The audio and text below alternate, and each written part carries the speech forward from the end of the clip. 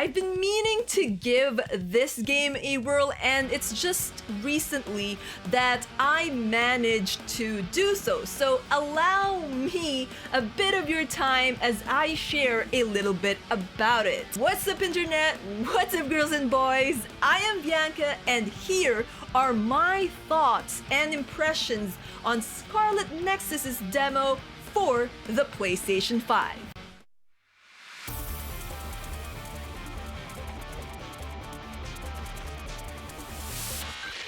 So for those not in the know, SCARLET Nexus is one of my highly anticipated games for the PlayStation 5, although it is coming also for the PlayStation 4, the Xbox One, Series X, Series S, and Windows. Bandai Namco, its publisher and developer, categorized it as quote-unquote a brain punk dystopian action role-playing game, and it's coming out real soon, like next week soon, on June 25th, 2021. Now, the demo allows us to play through a very short scenario with the two protagonists of the game, showcasing each of their individual playstyles as well as the various support mechanics that the game has.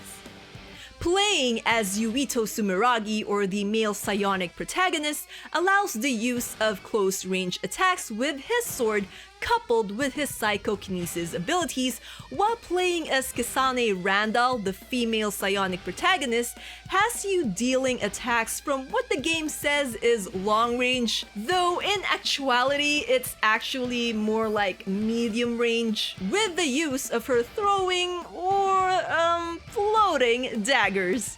Both of these characters are new recruits for the organization and humanity's last line of defense, the Other Suppression Force, or the OSF. And I'm pretty sure that both of their stories will intertwine in ways that one of them, and I'm guessing it will be Kasane, will end up being an enemy whom Yuito will have to save and redeem. I mean, the animation provided as the game's theme song plays after you complete Yuito's side of the demo kinda gave me that vibe. Also, because most of Bandai Namco's games sort of follow that cliche formula. Though I am willing to be surprised by how the plot of this game goes. Playing through SCARLET Nexus also strongly reminded me of God Eater mixed with Tales of Zestiria, Valkyria Chronicles, and Persona in terms of God Eater's playstyle, Tales of Zestiria's character models most of all. This high-octane action role-playing game was a lot of fun to play, and despite the various ways the game tends to confuse the players with how their naming convention goes, it's really easy to play and get into, and it immediately got me hooked and wanting more. Story-wise, with how it is presented in the demo, most of the dialogue that occurs between the two sides of the story are virtually identical, with only a few differences. Most notable are how things related to the state of the world and the technology used in that setting is shared with the player, with the dialogue for both matching word for word.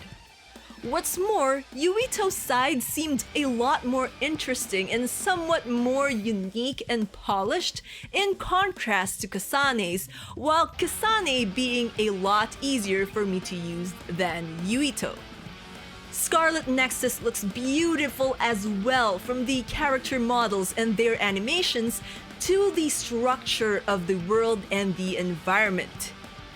The enemies, called Others, looked bizarre, like a monstrous amalgamation, and I love it! The fact that battles can be won easily if fighting enemies in a strategic and precise way, like using pyrokinesis against plant-looking Others, or imbuing your weapon with electricity to deal more damage against wet enemies, makes it so that you need to be quick to think as you are quick on your feet.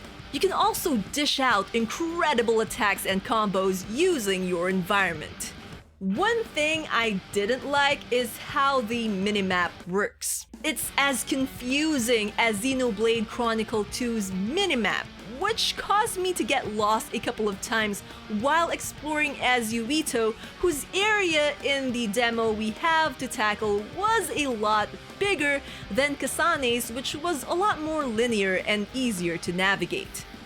Cutscene presentation is something I also find weird in this title. It's like they made use of Valkyria's comic book-esque storytelling and then intermixed it with the actual CGI cutscenes in other given moments.